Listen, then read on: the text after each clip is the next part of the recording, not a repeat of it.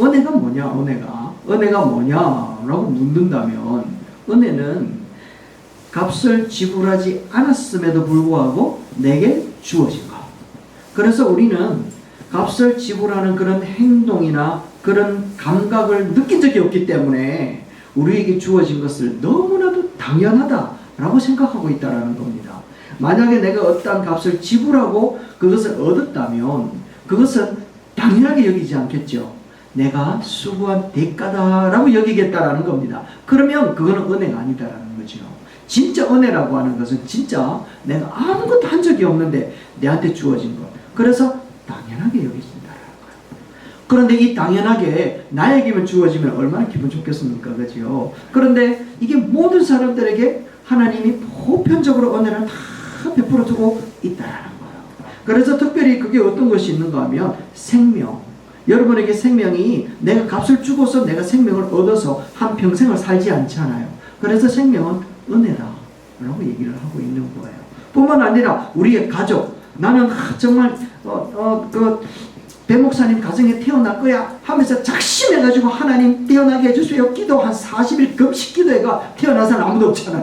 그래 태어나 보니까 배목사님 아들이라 이렇게 되는 게 은혜다라고 얘기를 하는 거예요. 또 오늘 아침 눈을 탁 떴을 때 밝은 햇살이 쫙 비추어오는 이 햇빛, 우리가 돈을 막 억만큼을 준들 이걸 얻을 수 있습니까?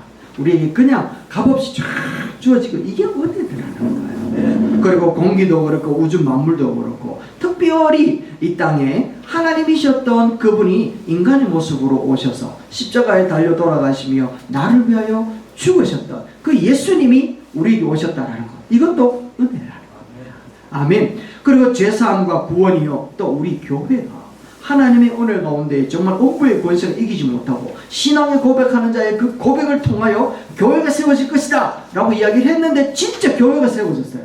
그래서 이 교회가 세워지는 게 내가 어떤 수고를 해서 이루어진 것이 아니라 하나님의 능력과 베풀어 주신 은혜로 세워졌다 라고 해서 교회도 은혜인 줄로 믿습니다. 그러면서 그거를 은혜를 베풀어 주셨다라고 하는데 우리는 그와 같은 것을 받아들임으로 은혜는 주시고자 하신 자가 베풀어 주신 거고 받는 입장에 있어서는 그 은혜를 우리는 뭐라고 여기는가 하면 선물이다 라고 얘기를 하는 거예요. 선물. 여러분들은 다 선물 다 받으셨습니까? 아멘. 우리는 그 선물 다 받은 자들인 줄로 믿습니다. 그래서 사도 바울은 오늘 15절 말씀에 우리에게 뭐라고 이야기를 하는가 하면 이렇게 이야기하는 거예요. 한번 같이 읽어봅시다. 시작. 내 어머니의 태로부터 나를 택정하시고 은혜로 나를 부르신 할렐루야. 나를 어머니에서 불러주신 것이 바로 하나님의 뭐라고요? 은혜다라고 이야기를 하는 거예요. 여러분들을 불러주신 놀라우신 하나님의 그 크신 은혜가 임하셔서 이 땅에 호흡하고 있는 줄로 믿습니다. 아멘. 그래서 은혜다라고 이야기를 하는 겁니다. 그리고 그 사도 바울은 자기 자신을 이렇게 불러주신 것이 정말 큰 은혜다. 얼마나 다행인지 모르겠다 라고 하면서 하나님 앞에 늘 다행스럽게 생각하고 살아가고 있더라는 거예요. 그래서 오늘 여러분도 그렇고 저도 그렇고 하나님은 이미 어머니 뱃속에서 우리를 택정하여서 불러주신 은혜를 받고 태어나 있는 자들인 줄로 믿습니다. 그래서 하나님 앞에 은혜로 부름받은 오늘 우리들이 어떻게 살아야 될 것인가? 그렇다면 하나님이 오늘 우리를 불러주셨는데 그 부르심에는 어떤 것들이 있는가? 라고 하는 것을 오늘 우리가 한번 보자 라는 겁니다. 첫 번째는요, 하나님이 우리를 부르시는 방법은 무엇인가 하면 외적으로 부르시더라는 겁니다. 나는 아무 생각 없는데 누군가 옆에서 계속해서 콜링을 하고 있다라는 거예요. 콜링을 하고 있다라는 거예요. 어떤 사회 단체에 들어가려면 시험을 쳐요. 군대 갈 때도 시험 치고 가는 거 압니까? 신검이라는 거 있잖아요. 신체 검사해가지고 합격해야 들어가요. 이거 합격 못하면 못 들어간단 말이죠. 마찬가지로 사회의 어떤 단체는요, 자격 조건이 딱 되어야 들어가는데 교회는 아무 조건 없잖아요. 얼굴이 좀 못생겨도 괜찮아요. 눈 하나 없어도 괜찮고 다리 하나 부족해도 상관없다. 누구라도 오시오 라고 이렇게 한다라는 거예요. 교회 오고 부르주신다는 게 얼마나 큰지. 하나님은 오늘도 우리를 부르고 있다라는 사실을 믿으십니까? 오늘도 우리를 부르고 계신다. 듣고만 계시는 분이 아니라 오늘도 우리를 부르고 계시는 거예요. 나 이미 예수 믿었는데요 라고 하는 그분도 하나님 오늘 우리를 부르시는 거예요. 그래서 이 자리에 앉아 계시잖아요. 자, 예수님께서 어떻게 이야기하는가 하면 이사야서 55장 말씀입니다. 이 말씀인데 한번 같이 읽어봅시다. 시작. 너희 목마른 자들아 물러나오라. 돈 없는 자도 오라. 너희는 와서 사 먹되 돈 없이 값 없이 와서 포도주와 젖을 사라. 그리하면 너희 영혼이 살리라. 곧 다윗에게 허락한 확실한 은행이라. 할렐루야. 이렇게 목마른 자들아 물러 나오라. 함께 합시다. 나오라. 나오라. 이렇게 부르고 있다라는 거예요. 하나님은 이사야가 말을 하기 이전에 하나님은 계속해서 부르고 있다니. 야들아 그리로 가면 안 된대. 그리로 가면 망한대. 멸망한다니까 빨리 오너라. 물 없는 자도 그러니까 물로 나와라. 돈 없이 값 없이 아무 수고 없이 괜찮아 와 오라니까 이라고 부르고 있다라는 겁니다. 호세아서 6장 1절도 한번 보세요. 심판하겠다라고 이야기를 해놓으신 하나님이 뭐라고 이야기를 하는가 하면 이렇게 얘기하는, 읽어봅시다. 시작. 오라 우리가 여호와께로 돌아가자.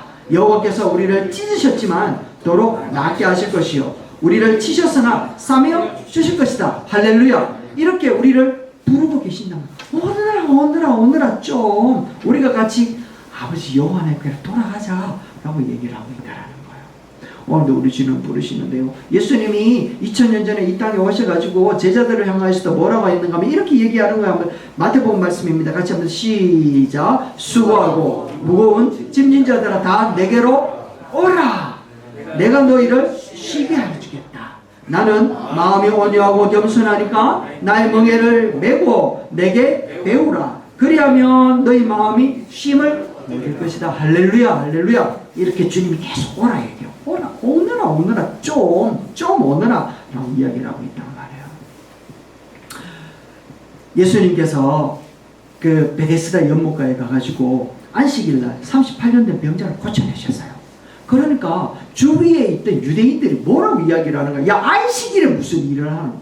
안식일에는 우리가 안식을 해야 된다 이가. 그래서 병든 자도 병든 자로 그대로 있어야 되고 아픈 자도 아픈 자는 그대로 있어야 되고 마음에 무거운 짐을 가진 자는 무거운 짐을 그대로 가지고 있어야 되는 게 안식인 줄로 알고 있었던 거예요. 그런데 예수님께서 진짜 안식을 선포하면서 병든 자를 고쳐주신 거예요.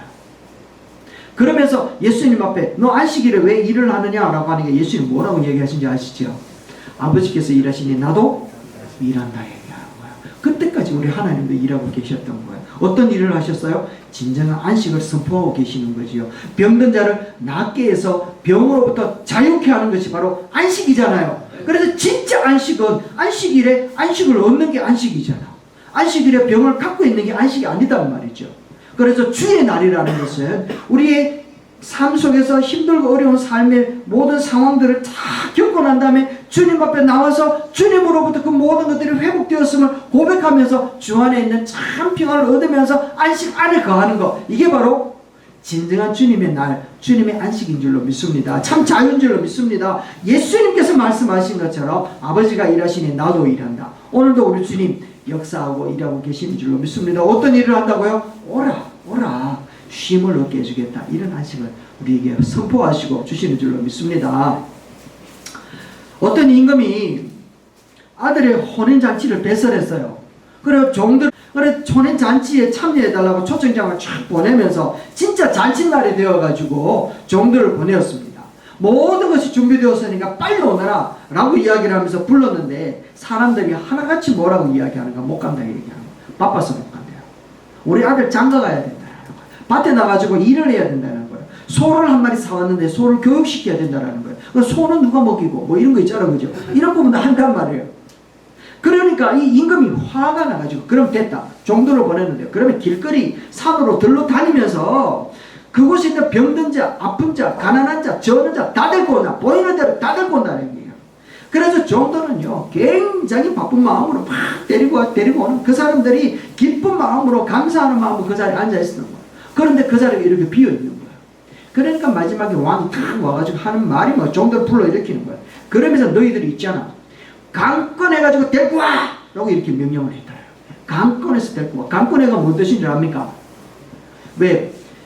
경찰이 범죄자를 포섭을 탁 해가지고 뭐 손에 무엇을 딱 채웁니까? 그렇지. 수갑을 딱 채우고 난 다음에 끌고 가는 거죠. 이게 강권이거든요. 그러니까 이 사람의 의지와 상관없이 나의 의지로 탁 포섭을 해가지고 포박을 해가지고 데리고 오는 이게 강권이에요. 그러니까 정도로 보는 강권에서 데리고 와! 라고 이야기를 하면서 그들을 데리고 와서 잔치로 배설했다라는 거예요.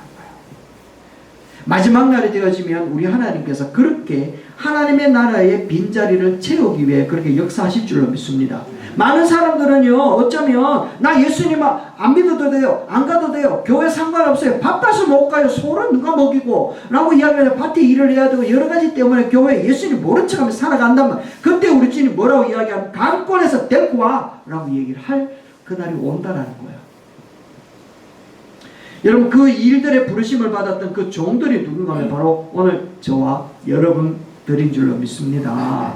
그래서 오늘 우리들은요, 눈에 불을 켜고 찾아야 되는 거예요. 우리들은요, 진짜 그 영혼을 사랑하는 마음으로 정말 복음이라고 하는 예수 그리스도를 소개하기 위해서 우리는 늘 그런 마음을 갖고 있어야 돼요. 바로 이때가 강권하여 데리고 와야 되는 그런 때인 줄로 믿습니다. 그래서 교회에서, 하나님의 집에서, 천국에서 다 채워지는 그날까지 우리들은 오늘도 애쓰고 달려가야 되는 그런 부르심에 임하여 있는 그런 자들인 줄로 믿습니다. 여러분, 우리 이때까지 우리는 복음에 대해서 전도라고 하는 말을 제가 해본 적이 잘 없었어요. 왜냐하면 우리 삶 자체가 전도이기 때문에 그래요. 전도가 뭐예요? 전도가 뭐죠?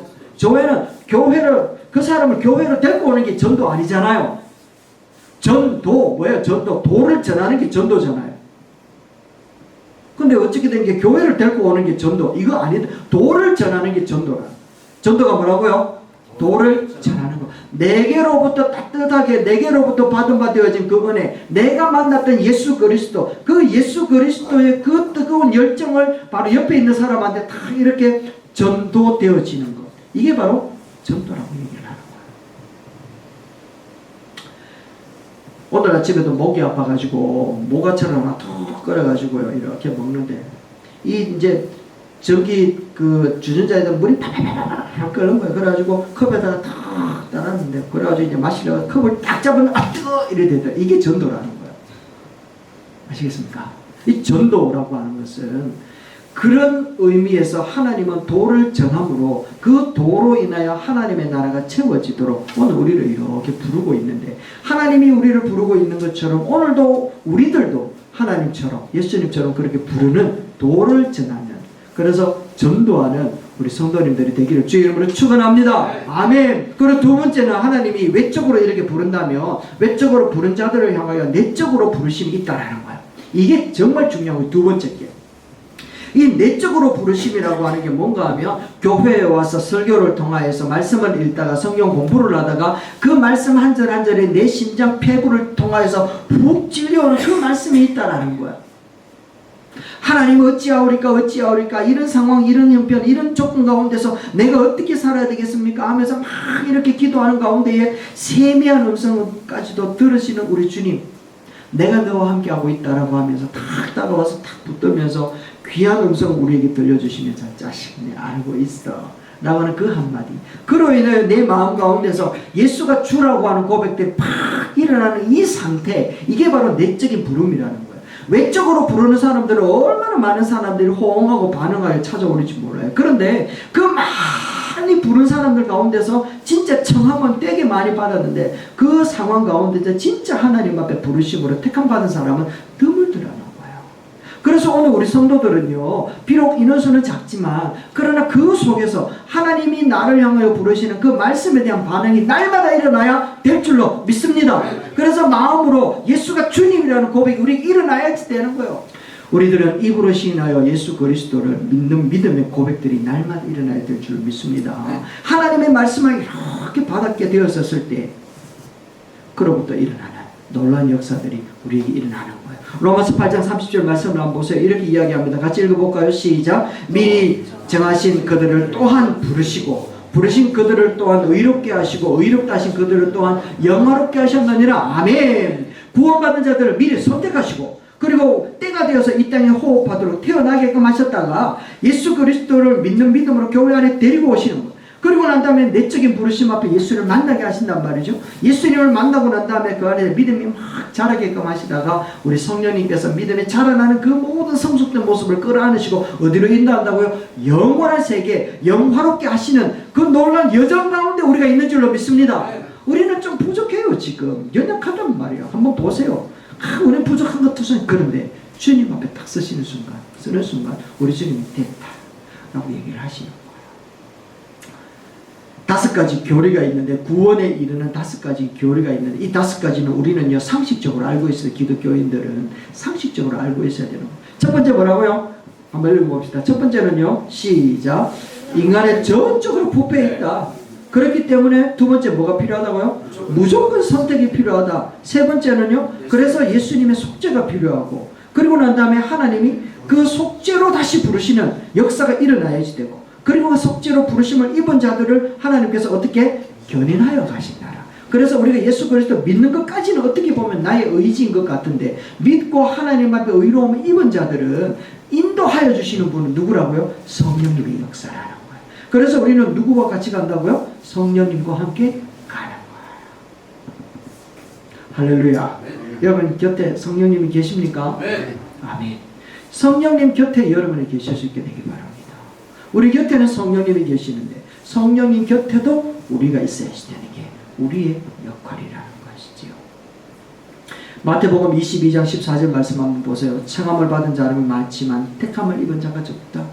교회에 오는 사람은 맞는데 이 말씀 앞에서 정말 찔림을 받아서 그 말씀이 내 말씀인 줄 알고 아멘하고 예수 그리스도를 만나면서 내적인 부르심 앞에 아멘 아멘 아멘 화답하는 사람들이 반드시 일어나야 될 줄로 믿습니다. 아멘. 그리고 세 번째는요, 외적으로 부르시고 내적으로 불렀다면 부르심을 입은 자들이 성숙해야 되잖아요.